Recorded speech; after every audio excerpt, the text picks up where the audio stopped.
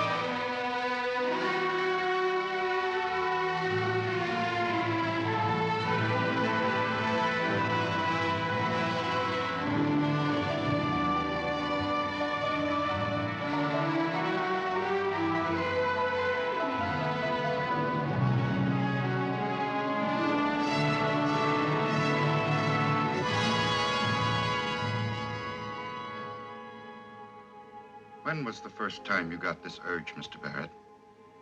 There must have been a first time. When I was 14. When I was much younger. 10. That's when I got the feeling. What gave it to you? Her braids. Tell me about her braids. I got excited. Go on. I grabbed her braids. Is that when you hurt her? I never hurt her. Did you pull on her braids? I caressed them. Kissed them. Did you pull on them? Do you think I'm a fetishist? Hell no, Johnny. Let them bring up that word. Yeah. Not you. You'll be facing the best psychiatrist in the state. Yeah. They'll know when you're shamming. I feel sorry for Doc Fong. Professionally, he knows he's playing with dynamite. But he just couldn't turn down his closest friend, Swanee. They were in psychological warfare back in World War II. Today, the Doc's a top-flight head handler, and Swanee's my boss, managing editor of the Daily Globe. The role you'll be playing will be stronger than your strongest imagination. So don't ever weaken. It'll be a daily duel between the insane and your own sane mind. And as for the doctors there, lower your mask for an instant and they'll know you're a phony. Never let them forget you're living on a sexual powder keg. It's all yours, Swanee. Think he's ready? As he ever will be. Well, the next move is yours, Kathy. Caressing my braids. Kissing them. What a disgusting story. What happens if they find out I'm not really his sister? I'll handle that. Johnny. Johnny, you've got to be crazy to want to be committed to an insane asylum to solve a murder. Even if I don't crack this case, honey, my experiences alone will make a book, a play, or even a movie sale. But... Every man wants to get to the top of his profession. Mine is winning the Pulitzer Prize. Johnny... If this story doesn't do it, nothing ever will. But their sickness is bound to rub off on you. I said the same thing to you when you started singing in your skin. Remember, That's Kathy? different. But those hookers didn't get to you, did they? And those lunatics are not going to get to me. He's right. Reporters have impersonated coal miners, school teachers, hoodlums. Those reporters went in for a purpose. Not to win a journalistic halo on the cover of Life. And not to win a cash prize or get their pictures in Time and Newsweek. Oh, come on, Kathy. All you have to do is play your part. I'm fed up. Fed up playing Greek chorus to your rehearsed nightmare. Why don't you smuggle aboard a rocket and write the memoirs of an astronaut? Do you have any cigarettes, Kathy? Why don't you give up this psychoanalytical binge? Because it's what people buy. Mark Twain didn't psychoanalyze Huck Finn or Tom Sawyer. Dickens didn't put Oliver Twist on the couch because he was hungry. Oh, come on, Good Kathy. copy comes out of people, Johnny. Not out of a lot of explanatory medical Oh, terms. stop it, will you? You're on a hopped-up show-off stage. Get off it. Don't be Moses leading your lunatics to the Pulitzer Prize. Would you care for a cigarette? You make me sick. Sick at the thought of you playing games with your mind and riding that crazy horse. He has been conditioned for a whole year to ride that horse. You've got to saddle it and get me off and running, that's all, Kathy. Scratch me in this race, Johnny.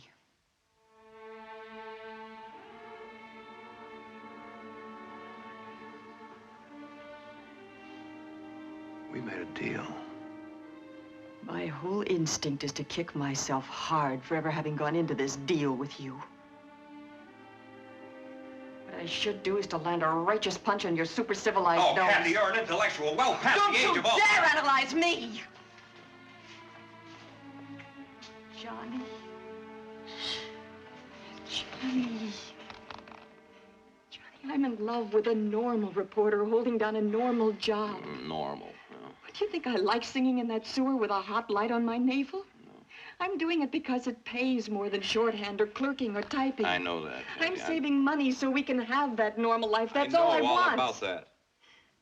But I'm scared. I'm scared when I see how calm Dr. Fong and Swanee and you can be about this whole crazy scheme of yours.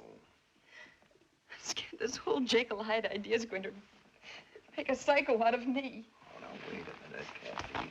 Kathy. Do you think I'd ever let anything happen to you? But you've just got to go through with your part, honey.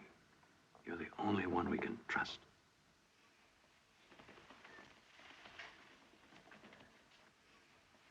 Thank God. Kathy. Then go back to your dive. Dive! That dive is holy compared to your ideas of work. Hamlet was made for Freud, not you.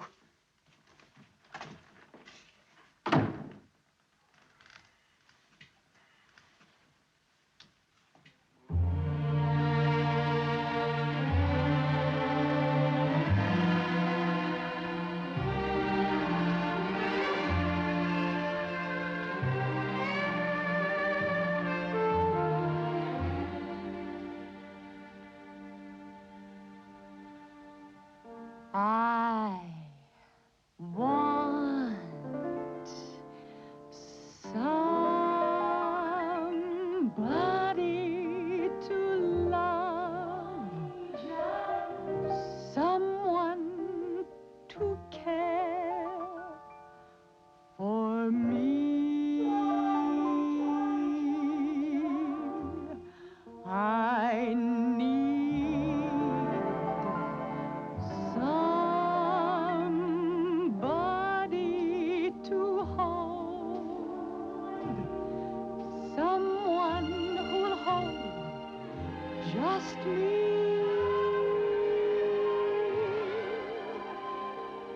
I'd like someone who'll always be tender and sweet and kind,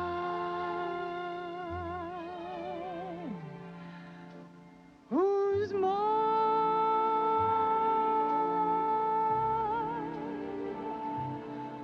all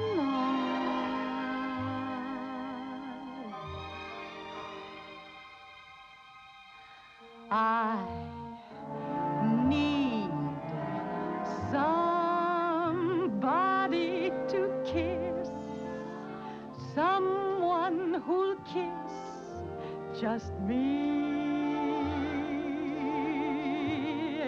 I want somebody to miss, someone who'll miss just me.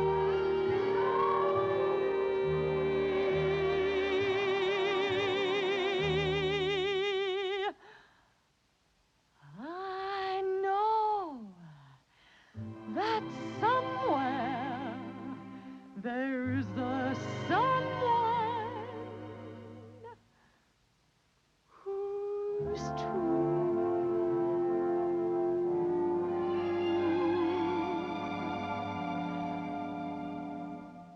I know the lover I want, darling, my love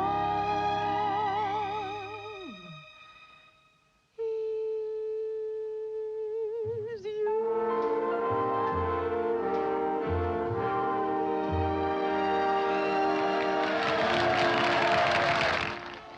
And I told Mr. Ford that the only way for a stripper to strip is for me to take off all my clothes.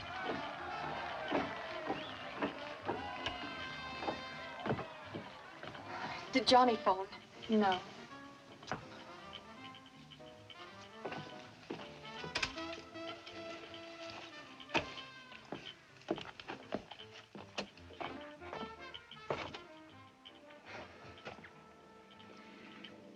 Scared this whole Jekyll Hyde idea is going to backfire and make a psycho out of me.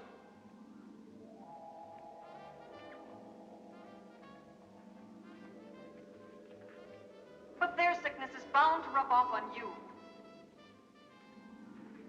I said the same thing to you when you started singing in your skin. Remember, That's Kathy? different. But those hookers didn't get to you, did they? And those lunatics are not going to get to me. She's gonna blow her top if that guy dumped her. How can a girl love a guy that much? Tell him it's Kathy. Yeah. Put her on. Oh, Swanee. Change your mind, Kathy? Swanee, it's been 4 days. You called the shot. Swanee, I haven't heard from him in 4 days. If you love him, you'd go the limit for him.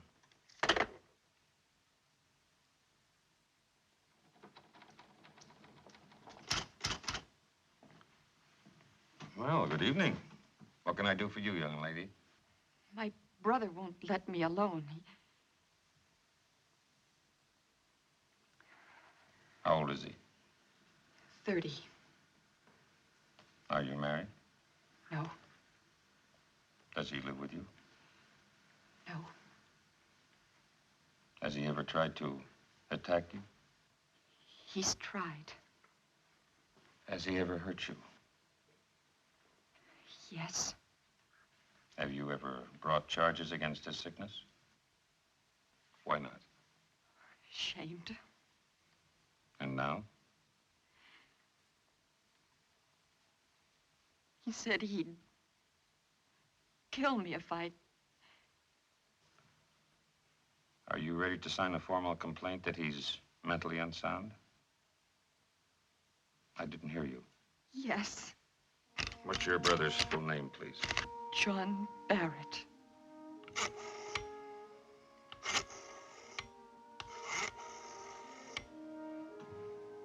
County General Hospital. A psycho unit, please. Dr. Mencken? Kane, 16th Precinct. The subject's name, John Barrett. Attempted incest with sister. As soon as we pick him up, we'll send him over for emergency admission.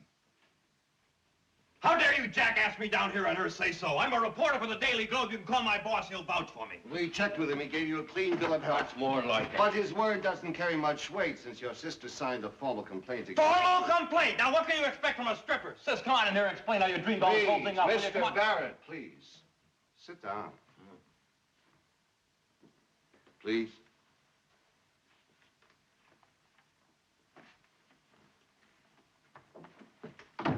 Your father living? No, Did you like him? of course. Any brothers? No, Any other sisters? just Kathy. That's enough. Mother living? No. Did you ever want your mother? What? What did you say? That's a filthy thing to say to me! Please. We're here to help you.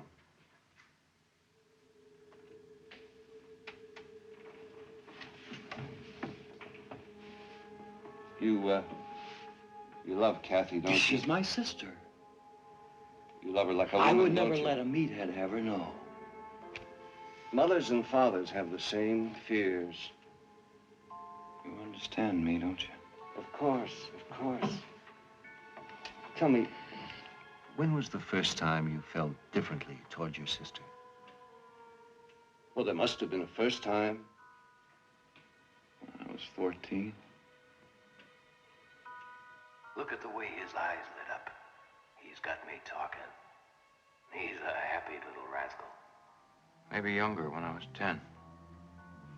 Now, if you just ask me what made me feel different, this story will write itself. What made you feel differently toward her? Her braids. Tell me about her braids.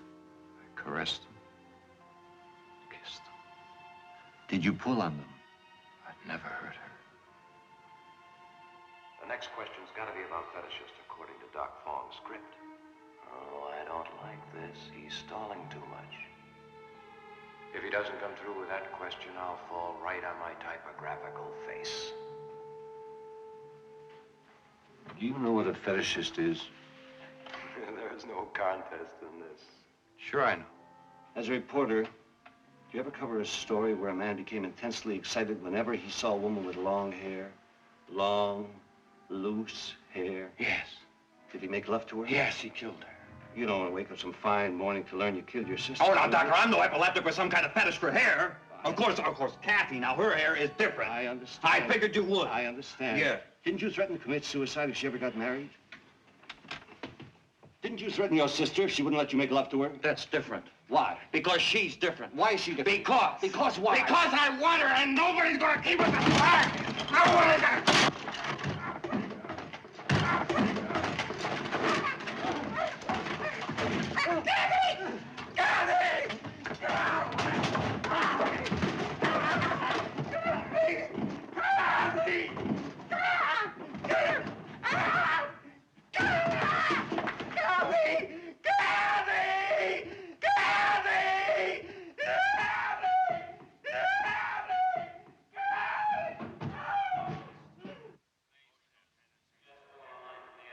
Personality synthesis. Test emotional state. Attitude towards oneself. Test 3. Emotional tendencies. Test 2. Personality synthesis. Emotional state. You were a healthy lover until you started this crazy idea.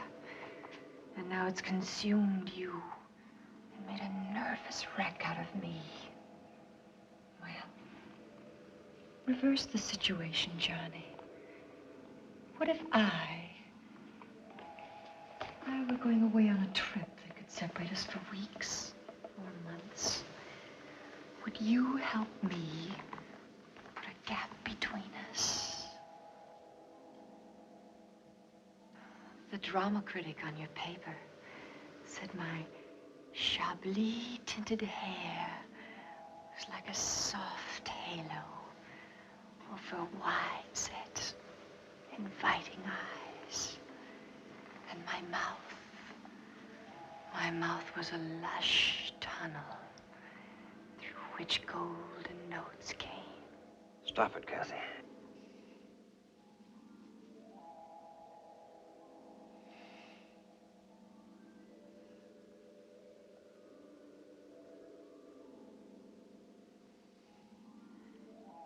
And my movements evoked the most inflammatory passions in all I miss you, Kathy. pale. My yen for you goes up and down like a fever chart. I love you, Kathy. I don't like being alone, Johnny. But you made me be alone, Johnny. And I have a right to find another Johnny.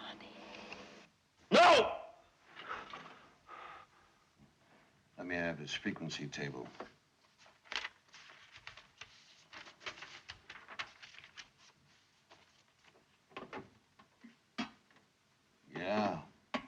Yeah. Mm-hmm.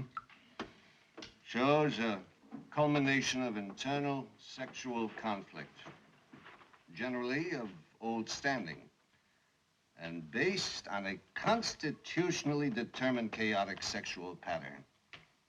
There's no doubt. His pattern of symptoms in a mental disease is familiar. We've got to resolve the underlying sexual conflict. Whenever he wants his sister physically, he is taking the form of a mental breakdown, an acute schizophrenic episode. Well, what does it mean? Means I'm a pretty good teacher and Johnny's a smart student. So far, so good? I don't mean that. Aren't either of you concerned about his breakdown? What breakdown? Well, taking all those tests is bound to make him sick. You're right. That is something to worry about. On the contrary, I think he's got the perfect mood of borderline psychosis, exactly as we rehearsed. And if the Superior Court judge buys his performance, he'll be committed. 140 IQ classification. Very good, Mr. Barrett. Means superior intelligence.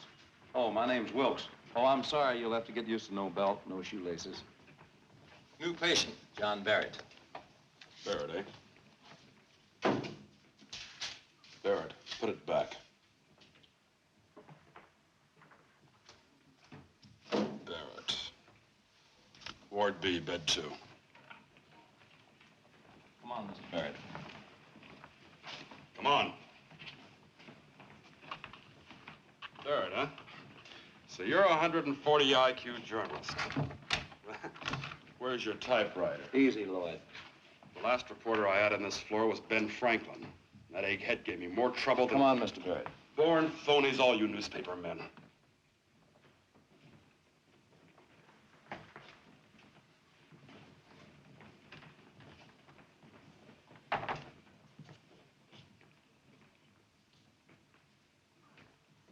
You came at the Make Friends Hour. Patients who behave are permitted to congregate in this corridor. They call it the street. Gives them a chance to make new friends. The women have their street, too. I used to work in the female wing, but the nympho ward got too dangerous for me.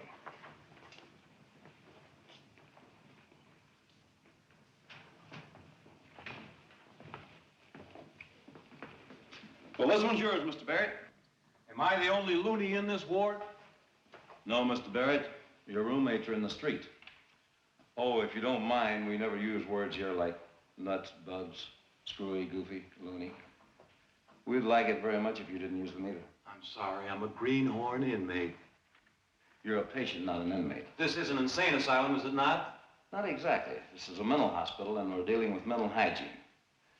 After Dr. Christo takes you in hand, you'll be a different man. He has one of the finest records in the country.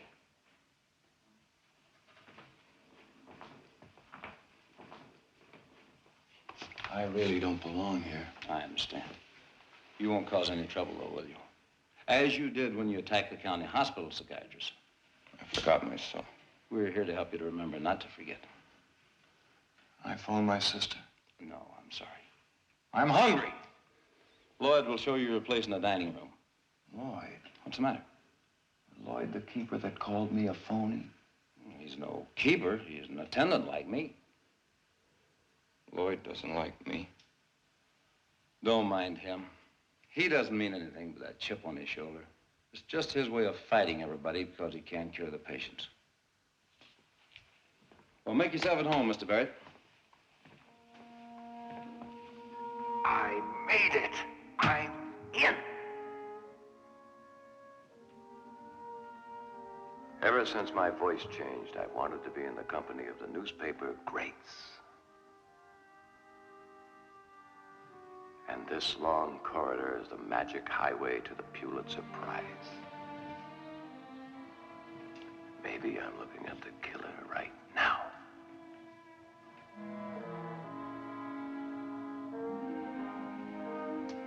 Three witnesses: Stewart, Trent, Bowden.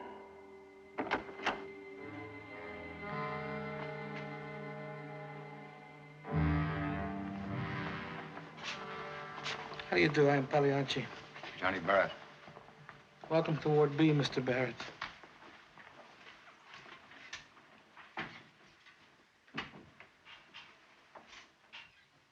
If you expect a demonstration of insanity, forget it. What are you in here for, Mr. Barrett?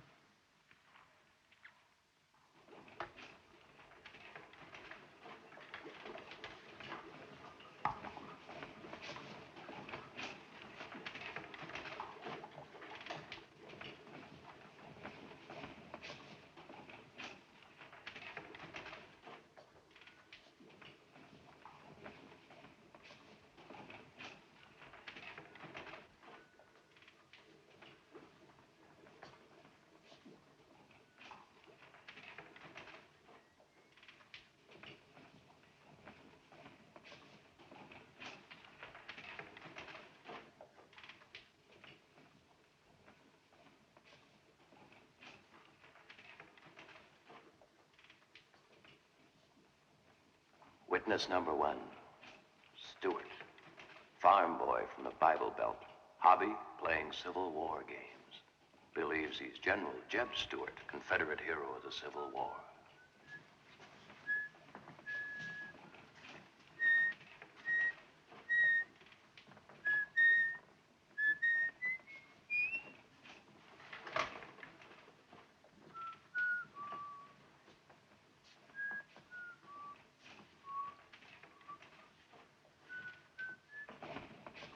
Mr. Pulitzer. Come on, show you to your table.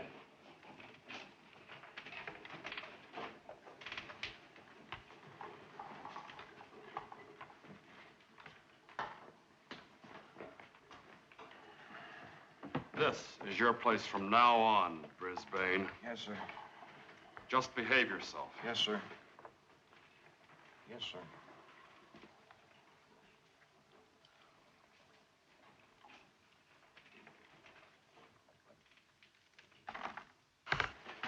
Don't give us any knives or forks around here. They're afraid we'll hurt ourselves.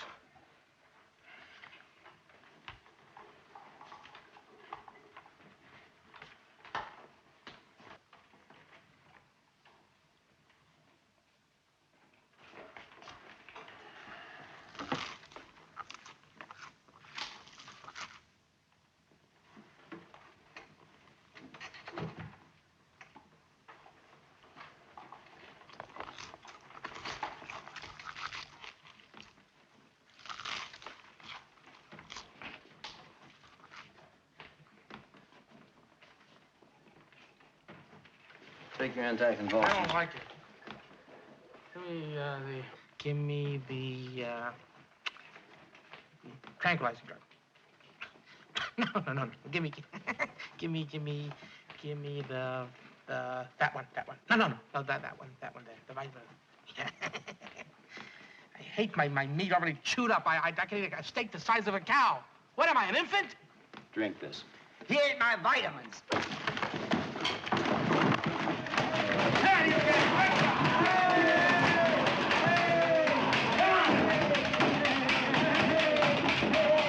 Stewart. Give me back my vitamins! Give me back my vitamins! Give me back my vitamins! Stewart, bring your brigade up around the right here. We'll flank McCullen's forces. Then we hit Antietam and hit him hard. You will address me as sir. A lieutenant general never serves a major general.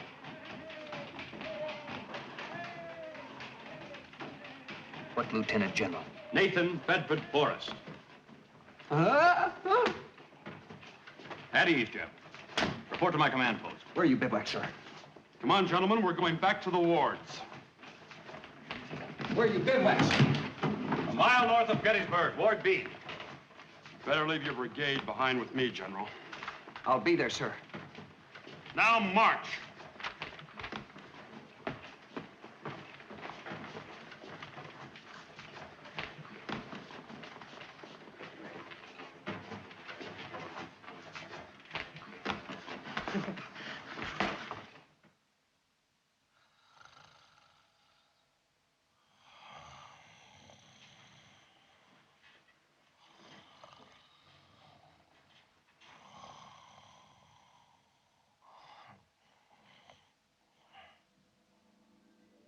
All the men want me, Johnny.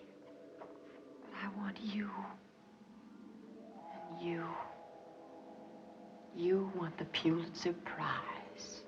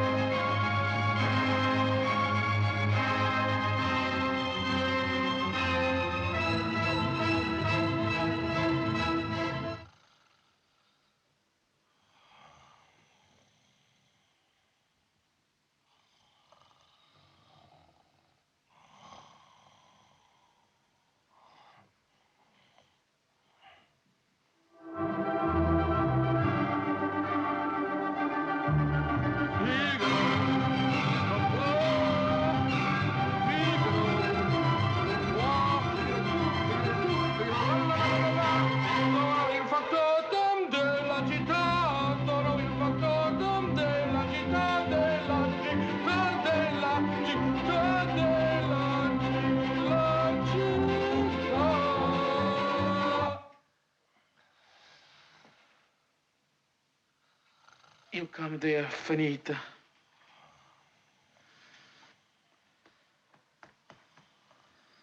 Thank you.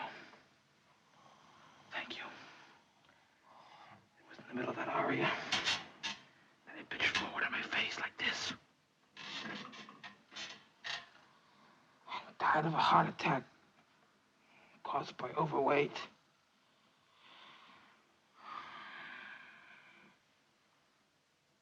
A knife is a messy weapon.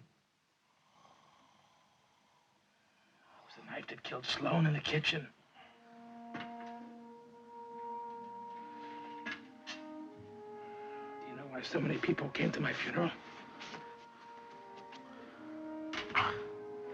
They wanted to make sure I was dead. Who used a knife on Sloan? I took my time killing my wife. Did you know that a man named Sloan, a patient here, was killed with a knife in the kitchen? Still an unsolved murder. I despise butchery. I didn't want my wife to die like Sloan, so I gently sang her to death. Good night, Mr. Barrett.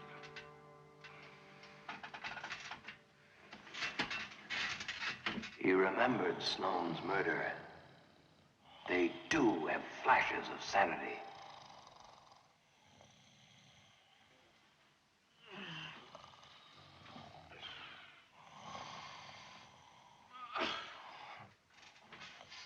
Breakfast bell, wake up, John. Wake up. Jonathan, up. La, la, la, la. Wake up, wake up, wake up. Wake up, John. Wake up, wake up. Good morning. Ah, that's better.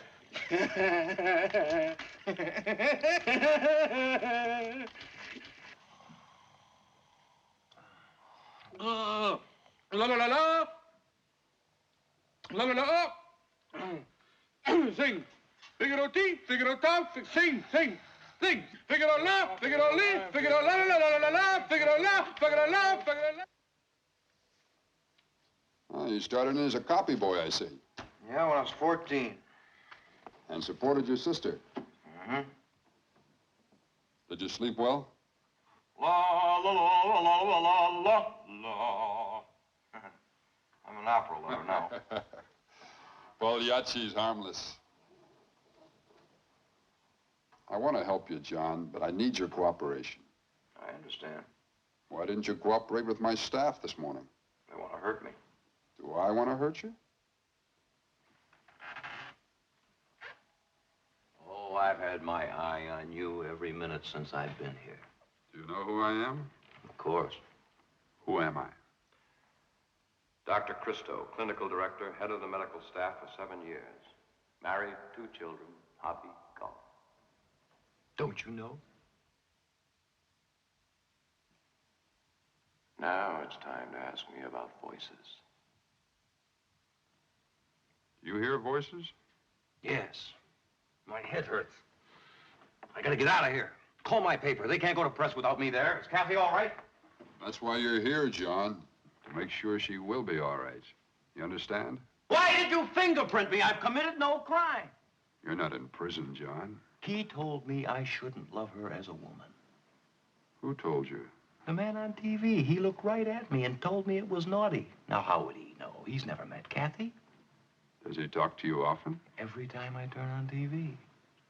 Could this man be your father? My father wouldn't get sore if I played around with Kathy. And besides, what's he doing on TV? He's dead. I am impotent, and I like it. How you feeling, Mr. Barrett? Fine, just fine. Hydrotherapy, is that what you call this treatment I'm getting? That's right. Kathy come to visit me yet? Your sister? Yeah. Not yet. She'll probably come on visiting day. Confidentially, Mr. Wilkes. Yes? Do you really think that all this nerve calming treatment's gonna help me forget how much I want her in my arms?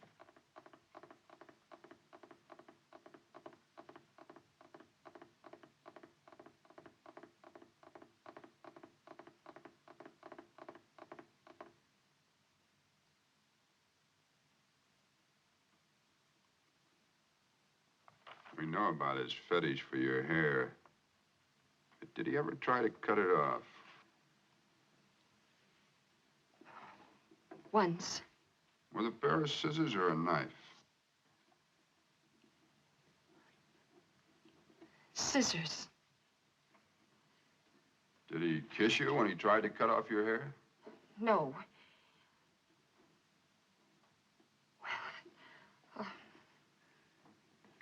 Yes. Did he ever attack any man who showed an interest in you? Yes. Do you love John? Oh, yes. More than just as a brother? What do you mean? Well, often these cases are developed through encouragement. What do you mean? Forgive me for saying it, Miss Barrett, but there's something very strange about this case. And you don't appear to be too cooperative.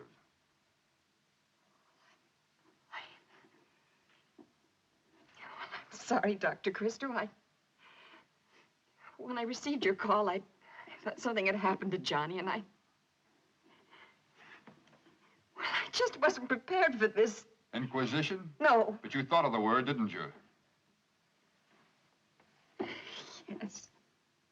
Was he jealous of the way you revealed your body to other men?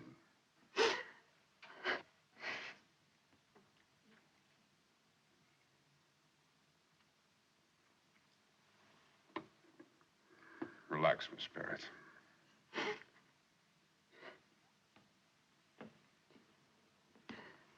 May I see Johnny now? You'll have to wait for visiting day. How is he getting along? And he's in dance therapy now. Dance therapy? I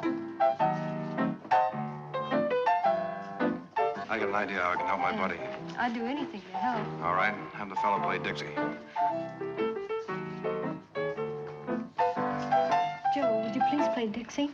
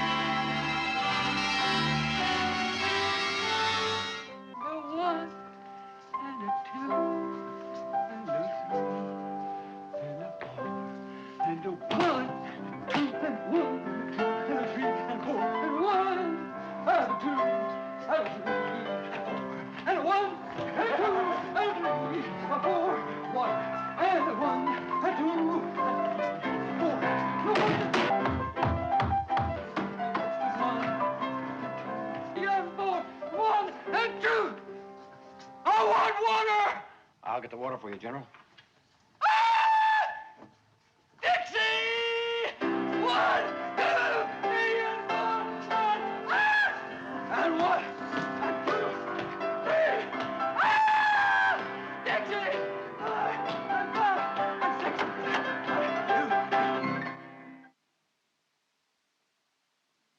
My Bonnie lies over the ocean. My Bonnie lies over the sea. My Bonnie lies over the ocean. Oh, bring back my Bonnie to me. Bring back, oh, bring back, oh, bring back my Bonnie. Nymphos. He's mine. He's mine. He's mine. He's mine. He's mine. What's the matter with this door? He's mine. He's mine. He's mine.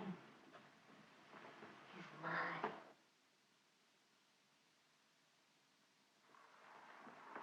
Hello, girl. I hope that door opens. It's got to.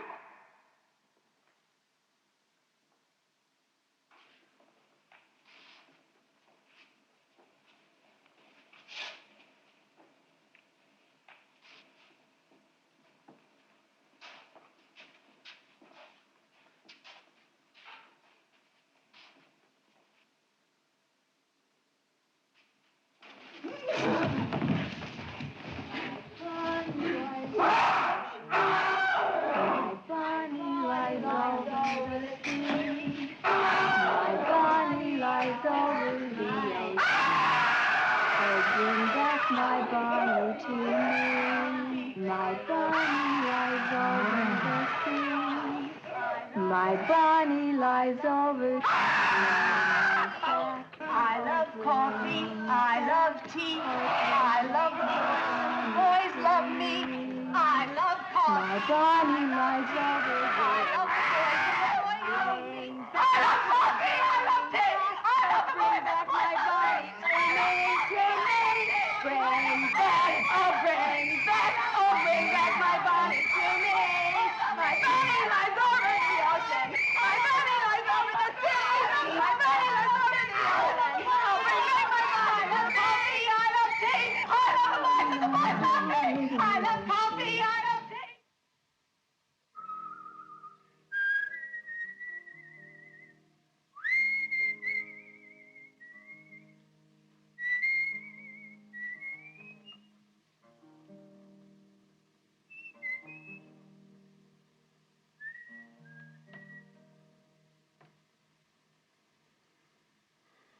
I heard about you getting wounded at Shiloh, sir.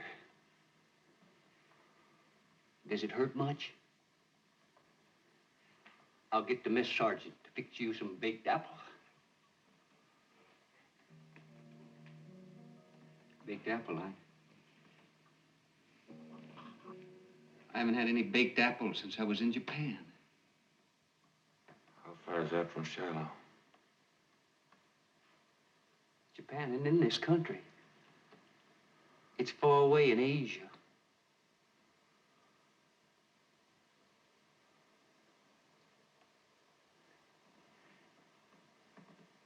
Is that Buddha still there?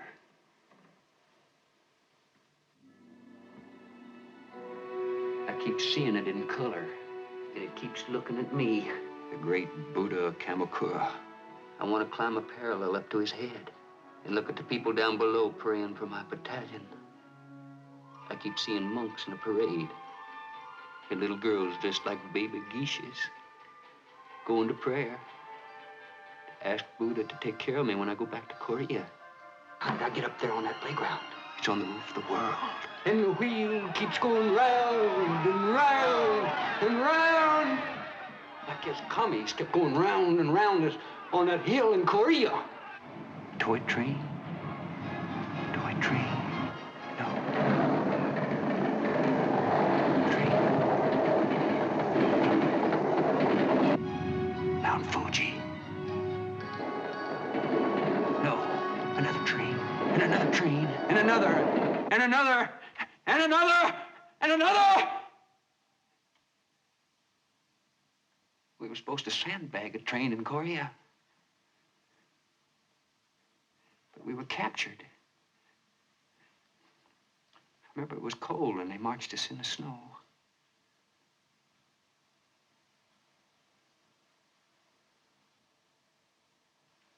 Who are you? Johnny Barrett. What is this place?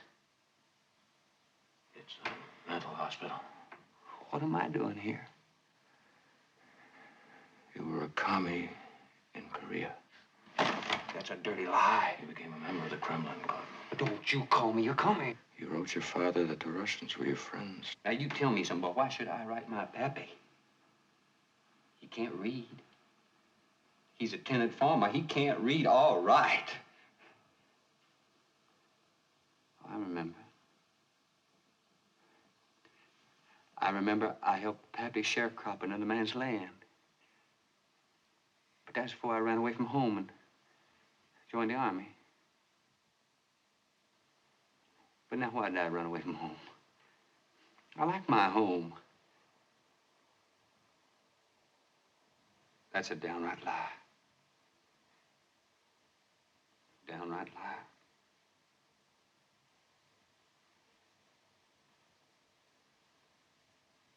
I know why I went over to the commies.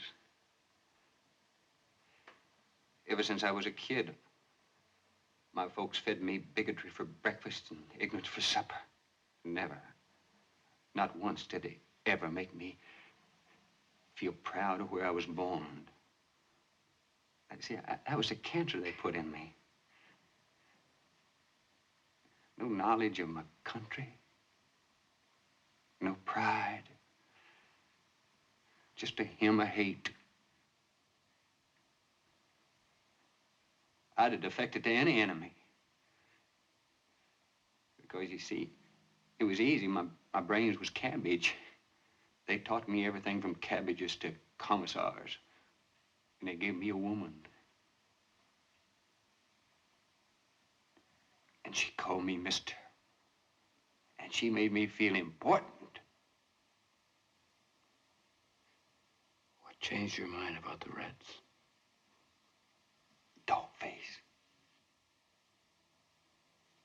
Dog face. I was having a ball waving a red flag until I met a sergeant from the 1st Division. He was a GI retread from World War II.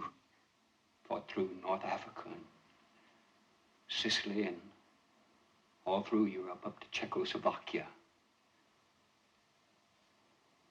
And after he was captured in Korea, well, then he was transferred to my camp, and then I was assigned to help brainwash him over to the commie side.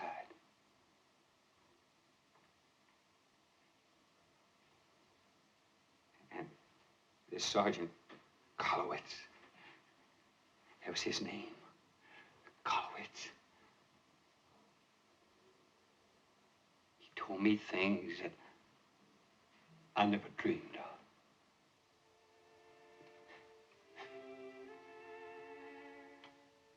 Things that I wanted to wrap up gentle and proud like and go to sleep thinking about. Things that give me a feeling like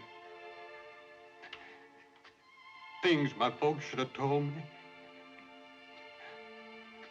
And I wanted to go home. So you see, I stopped waving a red flag. And the commies said that I was sick in the head. So it was easy for me to get on the next prisoner exchange. And they brought me back and they gave me a dishonorable discharge. And nobody talked to me. And everybody spit on me. And Pappy spit on me. The newspaper reporters just kept hounding me, hounding me, hounding me, and hounding me, hounding me, and hounding me.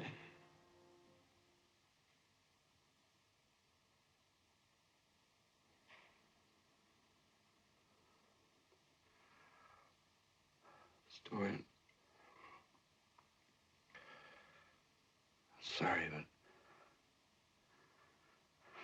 I could ask you a question. Do you think they'll let me out of this place now that I'm all right?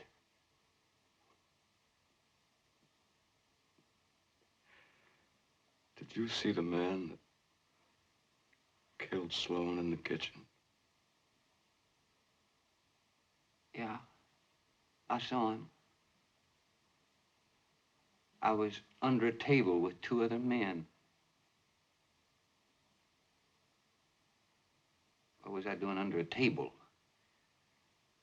I didn't see his face, but I know he had white pants. White pants. White pants. Stone wall. A bend in a stone wall. Lee! We've got to help General Lee! Come on! Let's get those damn Yankees! Come on!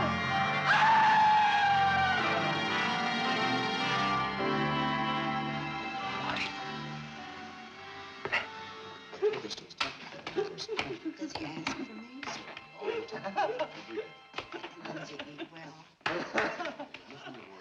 He likes tea, you know, with lemon in it, and oatmeal.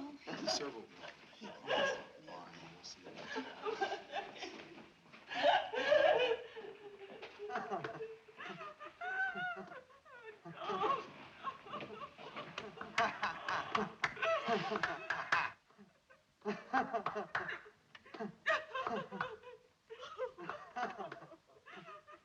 The killer is an attendant or a doctor.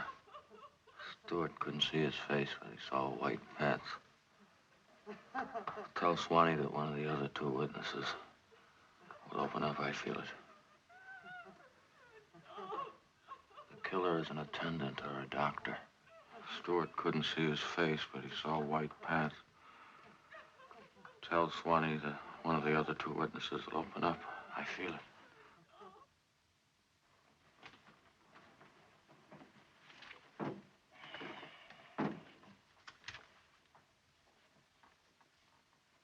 You know, if he went down into a coal mine on a disaster story, he'd come up with a little coal dirt on his face, wouldn't he? He's getting sick. Doing great. He's been there only 6 weeks, narrowed the hunt down to a hospital employee, didn't he? Something the cops couldn't do. If you don't phone Dr. Crystal right now and get Johnny out of there tonight, I will. Oh, Kathy, you're becoming a nervous wreck. I'm more worried about you outside than I am Johnny inside. Phone him! You phone him! Call Dr. Christo and you lose Johnny for good, and you know it!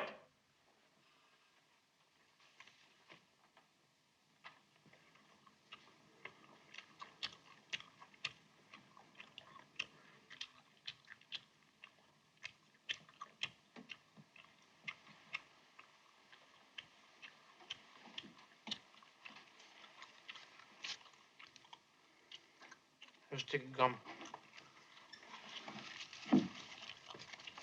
Have another one. Come on. Chew. Open your mouth and chew them. I got 5. Come on. Chew them good. Put them in your mouth. It's very good for you. Here. It's very good for you to chew these up. Chew them. A little more. That'll be just enough. Chew. Come on. Chew. See, you chew. And your jaw muscles, they get tired. Okay? And then the other muscles, they get the message, and they get tired too, see? And before you know it, you're sleeping. And when we're asleep, nobody can tell a sane man from an insane man. Huh? Good night, Mr. Barrett. Good night, Mr. Pollock.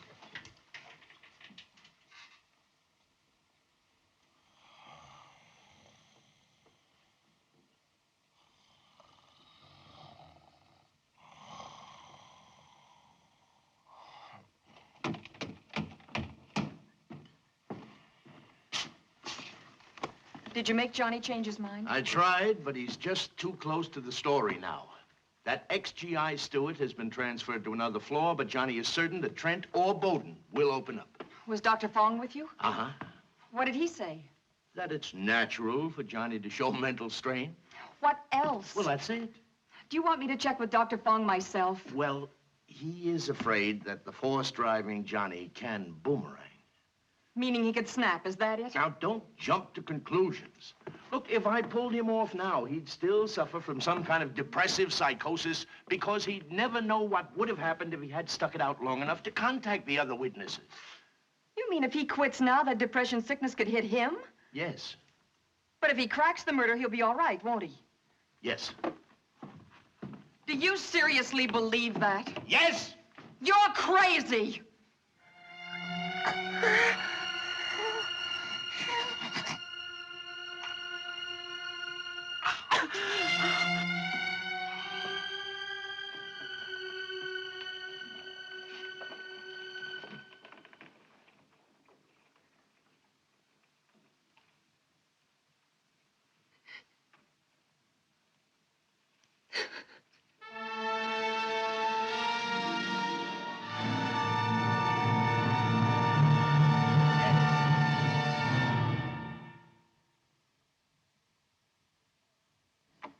Oh, no, thank you. No. There is nothing in there that will hurt you. Last time I went into a strange room, I was attacked by Amazons. That's a secret dream most men have. Mm-hmm. Well, you try it sometime. Tell me about it. Come on, Mr. Barrett.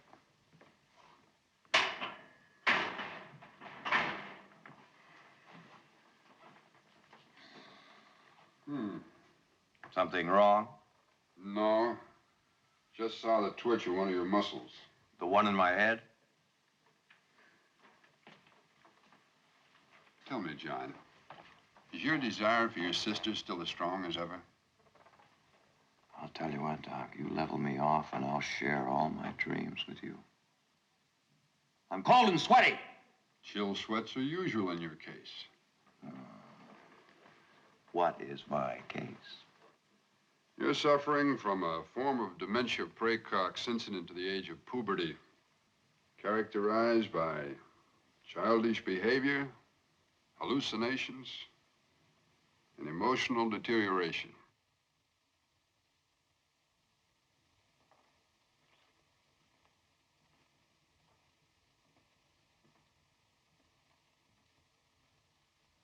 Somebody sleeping in my bed, said the Papa Bear. Come on, get up. Go to your bed. Go ahead.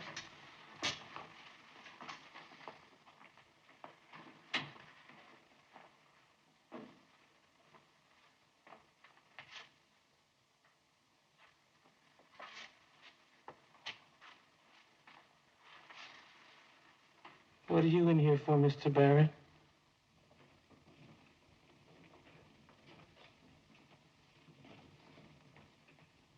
God-haunted ghost in the street of no return. Oh, Kathy, what a story this is gonna make.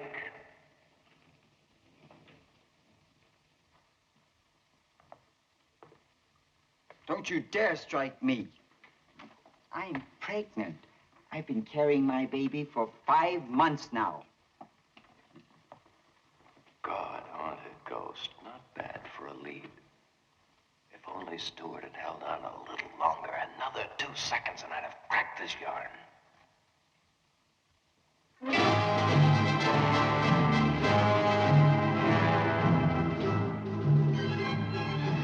Witness number 2, Trent. Only Negro student in the Southern University. Hobby, collecting pillowcases. Trent, Yes, sir. the pillowcase is missing. I don't have it, sir. It's from your bed. I don't have it, sir. Want to go back into the hole? I don't have it, sir. Let him keep it. Keep out of this, Wilkes. Dr. Christo said not to get him excited. You know what that pillowcase means. That's all right, Trent. We know you don't have it. Thank you, sir. Come on, Lloyd.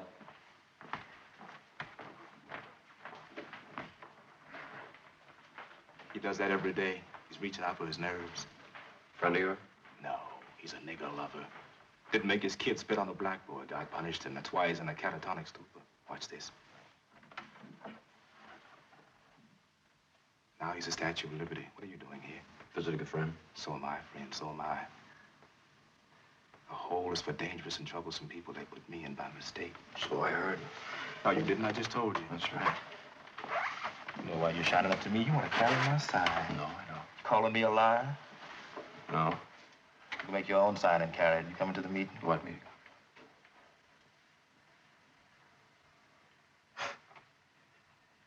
I forgot. Do you know the conductor of the State Symphony Orchestra? No. I do. He comes here now and then as guest conductor of our own hospital band. I like him, but he's mixed up. How do you mean? He permits a black boy to play with white musicians. Imagine a black boy. Oh, they're all right as entertainers, but... let's get him before he marries my daughter! Fred! Come on, snap one. Fred!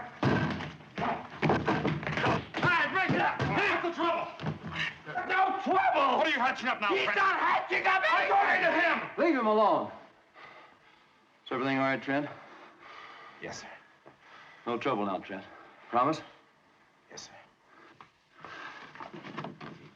Let's check the back ward. Come on, Lloyd.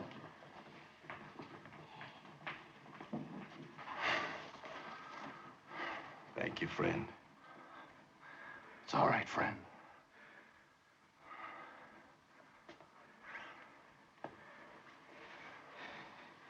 You, ever been on the Mississippi? No. Like to watch the paddle boats go up and down the river? I'd like that. Yeah, I like that. I know the captain. Mark Twain's a friend of mine. Come on.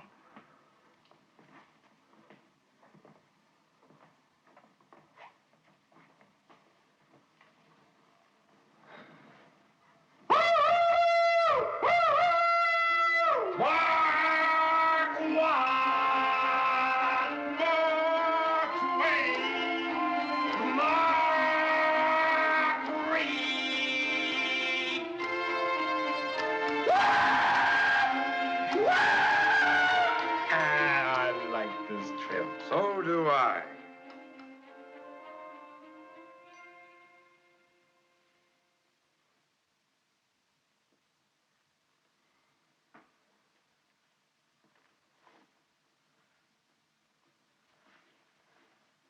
What's that? The sign of the invisible empire. That's a cyclos, from the Greek word kuklos, means circle. This baptizes a new organization, the Ku Klux. Sounds good. No. Ku Klux Klan. Sounds more mysterious, more menacing, more alliterative. Ku Klux Klan. Say it. Ku Klux Klan. KKK. KKK. It'll catch on quick. It'll drive those carpetbaggers back north. Scare the hell out of them, tar and feather them, hang them, burn them. Who are you? Your friend. I don't know you. I got here, Foster's. With the mostest men. General Forrest. Nathan Bedford Forrest. General, you going around taking credit for founding the KKK. I'm the founder.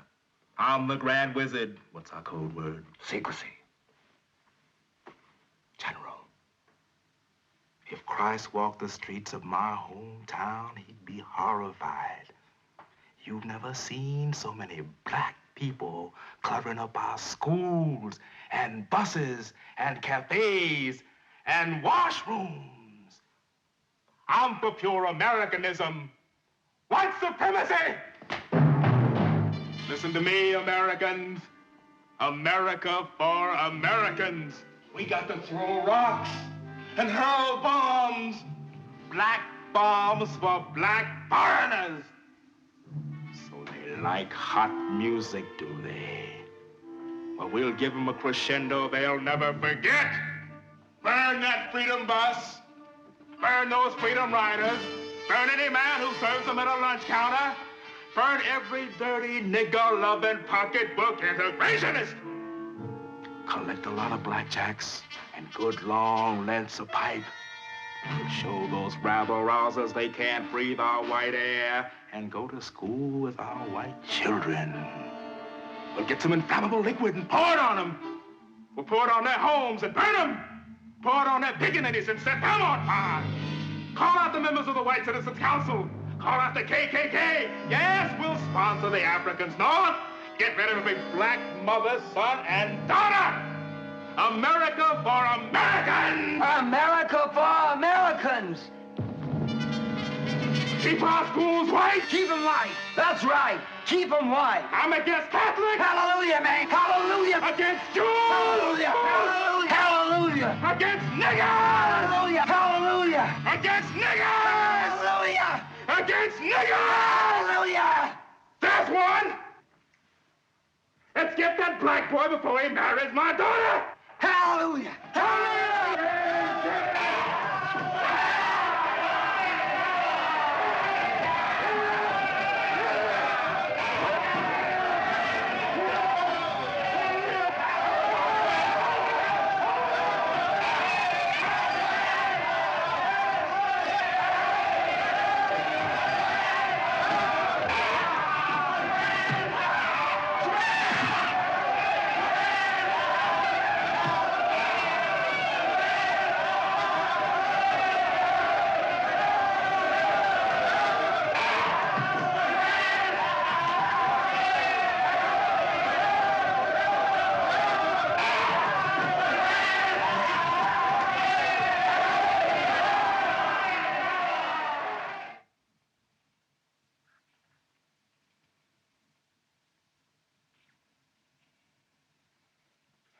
Let's see. August 30th, 1954. Wednesday, August 30th, 1954. The U.S. Supreme Court decreed the nation's schools must be racially desegregated with all deliberate speed. I'm a boy in the Amazon jungle. A brown boy, not a black boy. And someone is scraping my thigh with the teeth of the piranha fish to change my blood to white blood. I'm a boy in the Amazon jungle. A brown boy, not a black boy. And someone is scraping my thigh with the teeth of the piranha fish to change my blood to white blood. August 30th, 1954. The U.S. Supreme Court decreed a ceremonial dance to be racially desegregated with all deliberate speed. Wednesday, August 30th, 1954. The U.S. Supreme Court decreed a ceremonial dance to be racially desegregated with all deliberate speed. It's the KKK. Run, run. Run for your life, Trent. I can't see his face. Here comes the KKK. Run, run.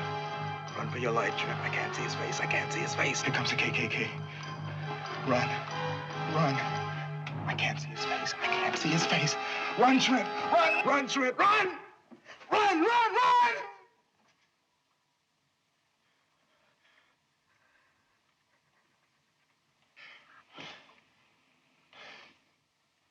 Always in color. It's that same nightmare, always in color. Strange how I always get my mind back after that dream.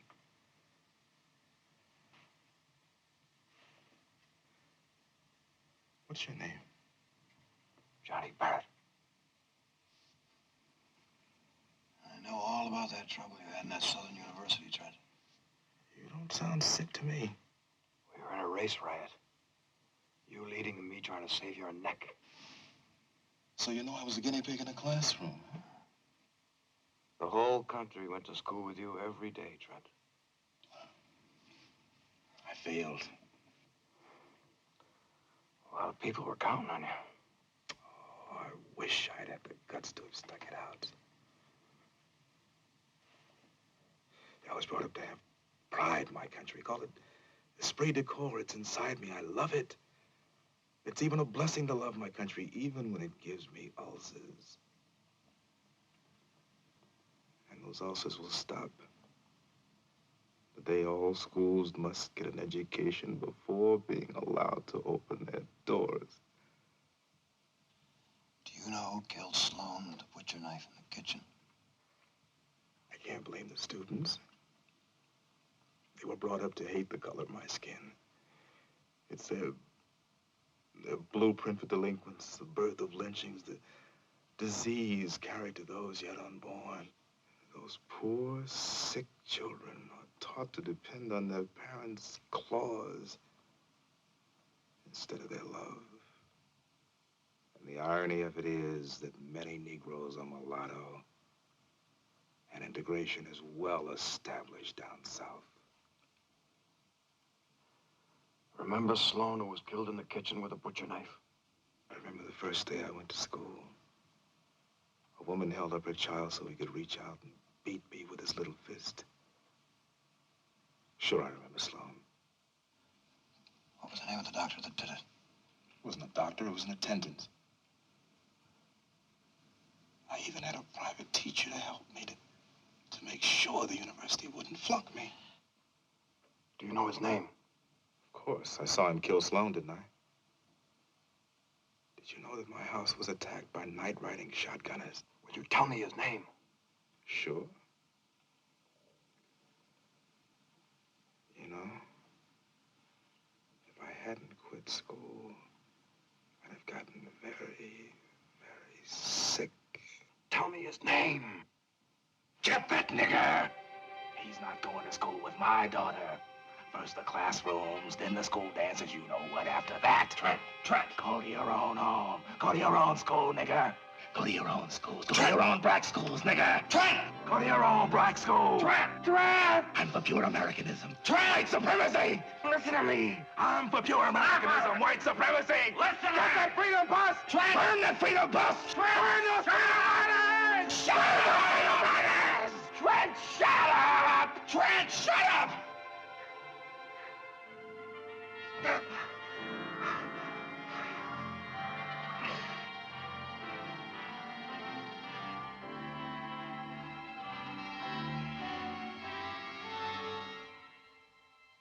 Visiting time over.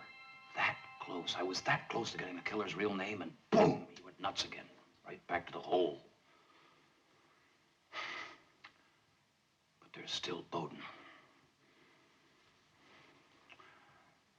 I'll reach him. I'll get to him, and this time I'm not going to waste one of his sane moments. I'm going to ask him right out all about the murder. Boom, I'll get the answer.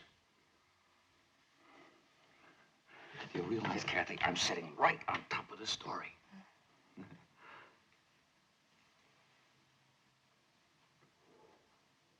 You all right, Kathy? Johnny. Don't ever do that. Don't you ever kiss me like that again. What? You know what I mean. No, I don't know what you mean, Johnny. You tell me. What do you mean I should never kiss you again like that? What's the matter? What is it, Johnny? Tell me. You're exciting the other bitches by shouting. Johnny! Tell me, what do you mean? Tell me.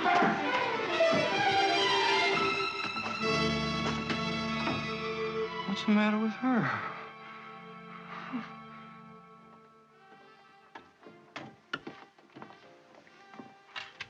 You want on the phone, Kathy, Mr. Swanson. Kathy, didn't you hear me? Mr. Swanson's on the phone.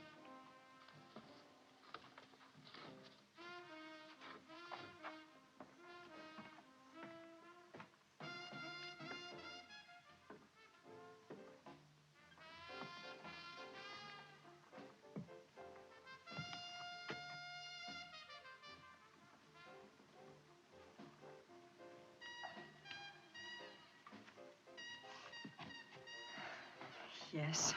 You went to the hospital today, huh? Dr. Christo sent for me. Well, why did he send for you? Because he wanted my permission to give Johnny electric shock treatments. Have you lost your marbles? Johnny can't take that kind of punishment. He'll crack. They'll find out he's a fake. I hope they do. But it won't be me who'll expose him. He'll expose himself. Well, you should have refused the electric shock.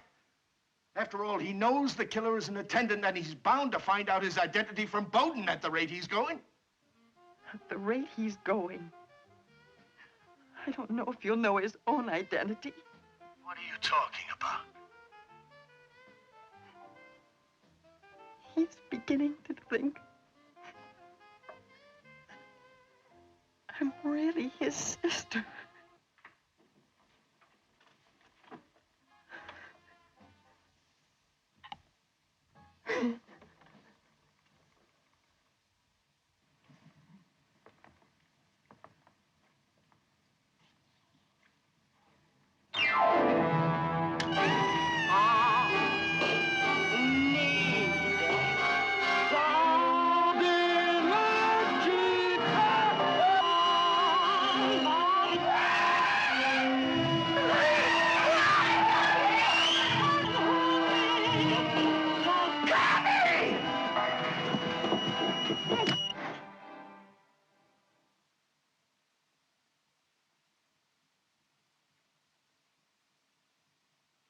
What's the matter with my voice?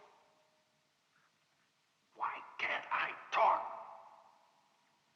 What is it, John? Why can't I talk? I'll try again. Fine. I'm fine. Was there anything wrong a moment ago? No. You're not holding anything back from me, are you, John? No, sir. Think another shock treatment might help? Not unless you strap me in a chair and throw the switch yourself all the way. I've learned my lesson, believe me. No more race riots in the corridor, huh? The way I feel now, a midget could whip me. All right, John. You stretch your legs in the street during Make Friends hour.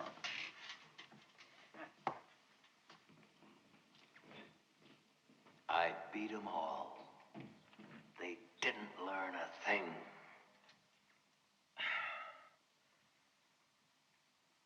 Hey. What happened then? Why did I lose my power of speech? What happened to my voice?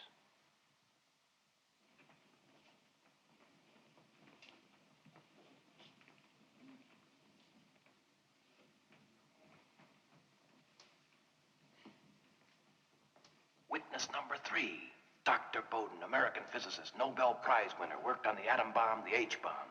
The most brilliant scientist alive today.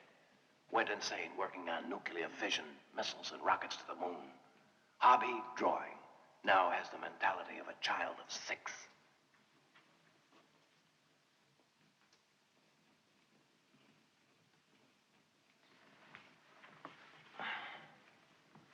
Hello? Hello? You been away? We played games. You want to play with me? Mm-hmm. Good. We'll play hide and seek. I'd like that. All right. You hide your eyes and count to 10. Okay. 1, 2, 3, 4, 5, 6, 7, 8, 9, 10.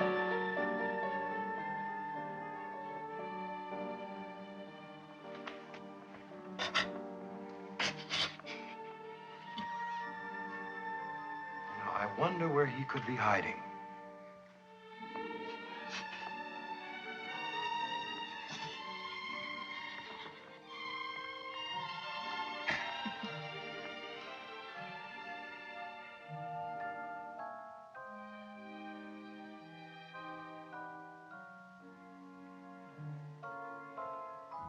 Yes.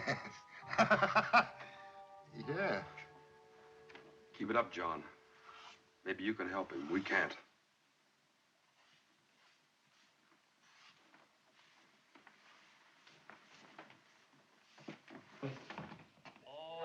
By myself now. Coming along just fine, isn't it? Oh, yeah. Good. See, I can do it all by myself now. Hi. Guess what?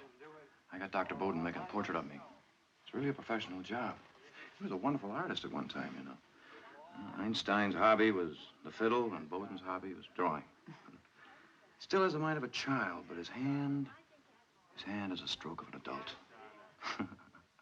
Imagine me, you're Johnny, giving therapeutic treatments to Dr. Bowden. Oh, you look so much better than you did the last time. Oh, you tell Swanee Bowden's apt to snap back to sanity. at any moment. And when that happens, I'll crack that jigsaw. What about my perjury? Dr. Crystal will be delighted. Don't you see, Kathy? The killer could score another victim if he's not exposed. And the judge will understand why you lied.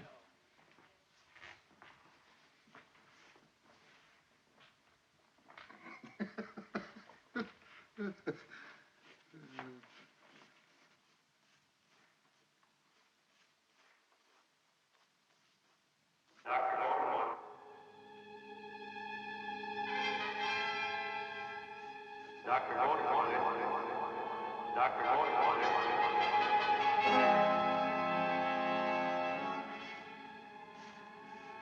Dr. Bowden wanted at the Pentagon. Dr. Bowden wanted at National Aeronautics and Space Administration. Dr. Bowden wanted at Newfoundland.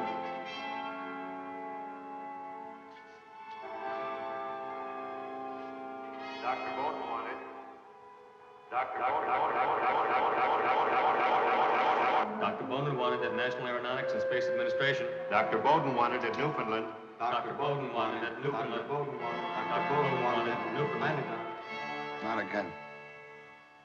Rockets were fired off in Newfoundland in 1953. I detected the first hint of the radiation belt, didn't I? And let me alone. I'm through. He's rational. Hey, not now. Oh, God, don't let me lose my voice now. Hold still, John. You're moving too much. You know, John, we've become too sophisticated in the art of death. Please, please let me ask him. I've got to ask him. There's a sense of doom and crises. I'll write the question. No, it's like we're snapping back in childhood. I've got to get my voice back. We have too many intellectuals who are afraid to use the pistol of common sense. Don't panic. John, how can I finish your portrait when you keep moving around? Don't panic now. Your voice came back in the war, didn't it? Don't panic. It'll come.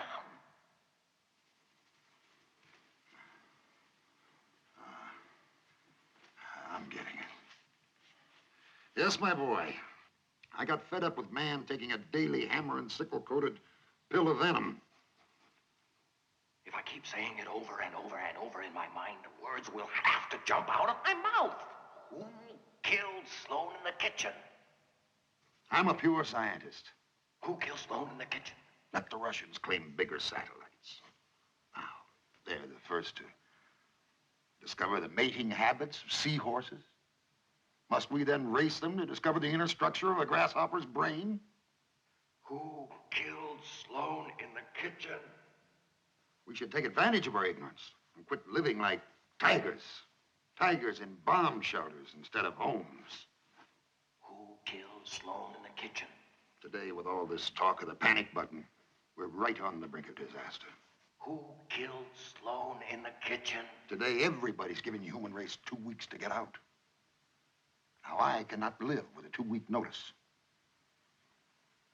Well, so I quit living. Who killed Sloan in the kitchen? Oh, yes. Yes, I remember Sloan. You know, for an insane man, he had morals. I was down in the kitchen with 2 friends, and we were under this table. Who killed him? And we saw Sloan confront this attendant. What was his name? And Sloan threatened to expose him to Dr. Christo. And do you know why? We're taking sexual advantage of feeble-minded women in the ladies' ward. Who killed Sloan? Wilkes. Wilkes. I've broken the story. Thank God. Take a look, John. It's perfect likeness. What's that?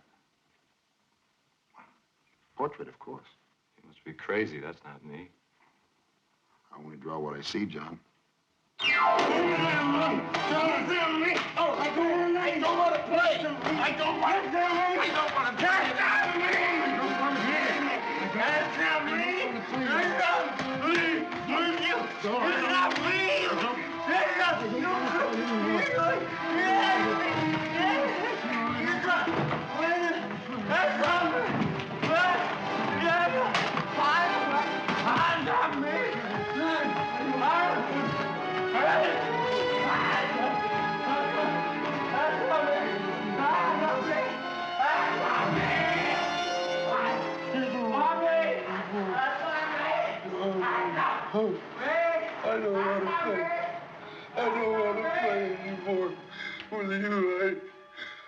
not gonna play with you anymore. Dr. Christo, I know who killed Sloan in the kitchen. You've been hearing stories from the patients. No. I'm telling you, I remember. So you call the paper and tell Swanee that I know. I know who the killer is. It's Dr. Christo. No. It's Kathy. No. I killed Sloan. Yeah, I killed Sloan. I killed him. Wilkes, Yes, sir. keep him under restraint until further orders.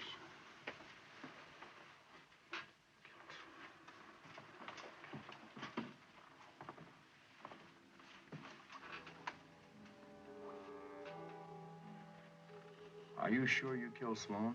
Sure, I'm sure. No. Kathy killed Sloan. Why are you interested in Sloan? Wilkes killed him? Who told you I killed him? Dr. Christo. No. Kathy did. Kathy killed him. Kathy killed Sloan. Kathy did it. Kathy killed Sloan. Why should Kathy kill him?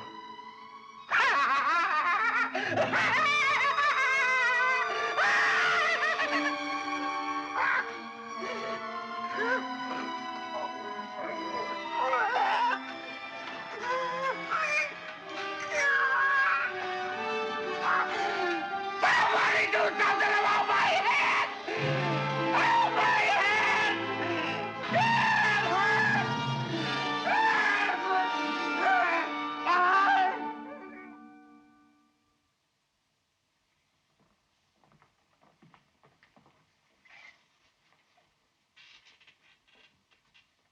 Why aren't you taking a little walk in the street?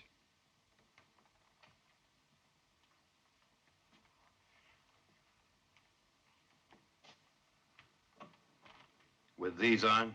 What's wrong with It's them? embarrassing. That's a good sign. How's the headache? Gone. I lost it in the hole. You know who I am? Dr. Christo. That's Mr. Wilkes, Mr. Lloyd, and I'm a different man. Who killed Sloan? I wish I could remember the name. Watch it now. This may be a trap. 2 attendants here. Could be one of them. Who? Sloan. Who's Sloan? Remove it. Well, I think it's time you got a little exercise, John. Thank you, Doctor. Wilkes, relieve Kellogg and Hydro, huh? Yes, sir.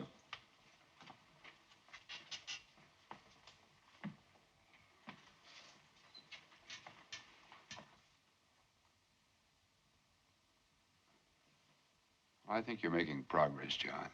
Real progress. He gave me the name of the killer. He named the killer, and I can't remember. I just don't understand. He handed the story to me right on a platter. Right on a platter. He gave me the name. I've got to... Why can't I think of the name? Name! I can't remember the name of the killer.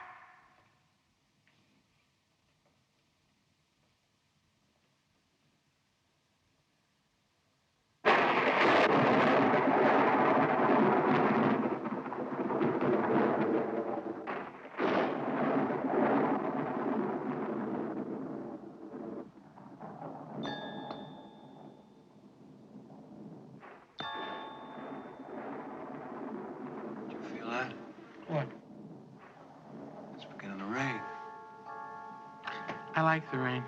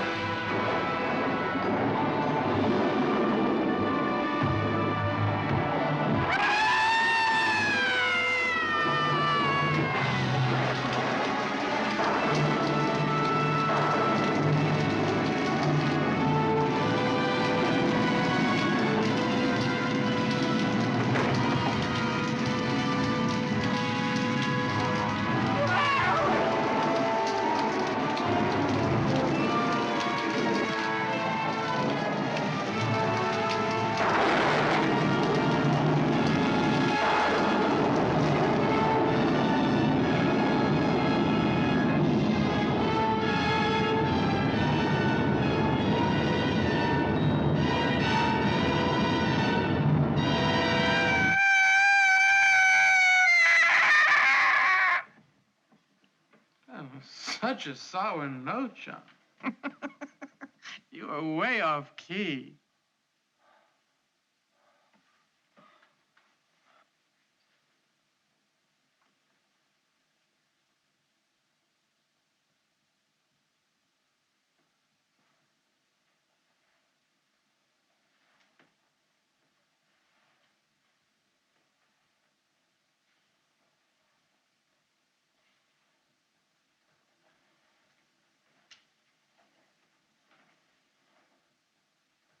I remember Wilkes. Wilkes! Crystal, you got to listen to me. You got to let me out of here, please. Call my paper, talk to Swanee. He'll tell you why I'm here. Now, John, don't start that again. Wilkes killed Sloan, I swear it. Get Wilkes, I can prove it. I thought you killed him, John. Doctor, I'm not nuts. I'm here for the paper. I'm a plant. Now, forget all about Sloan, huh? Why don't you keep Pagliacci company? Have him sing La Boheme for you. Yes, sir.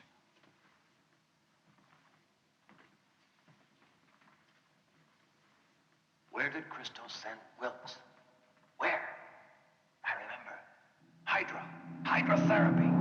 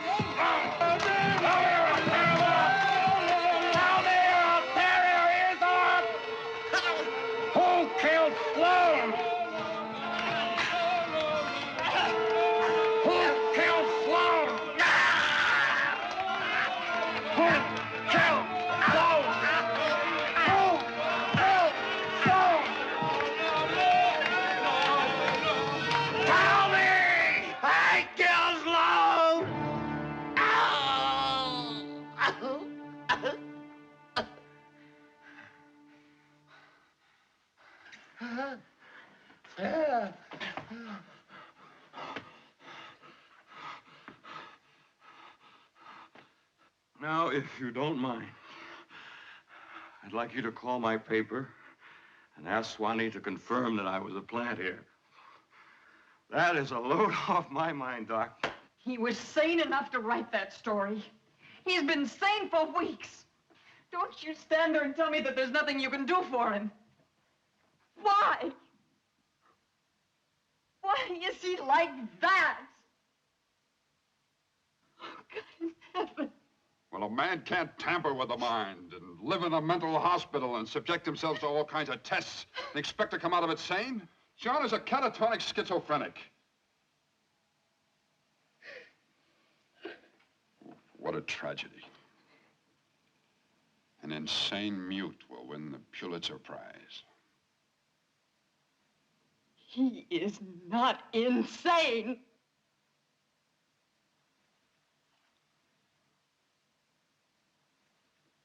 John, hold out your hand.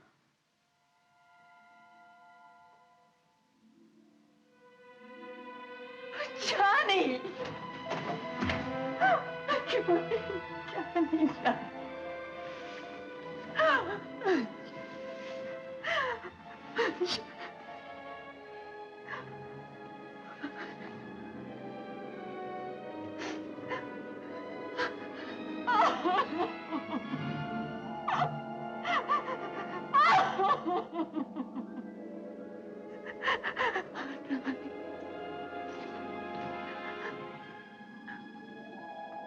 Johnny, it's me. It's Kathy, Johnny. Johnny.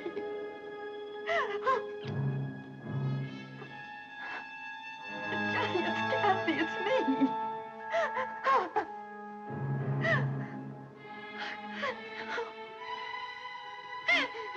No. Oh, Johnny, no. Patients who behave are permitted to congregate in this corridor.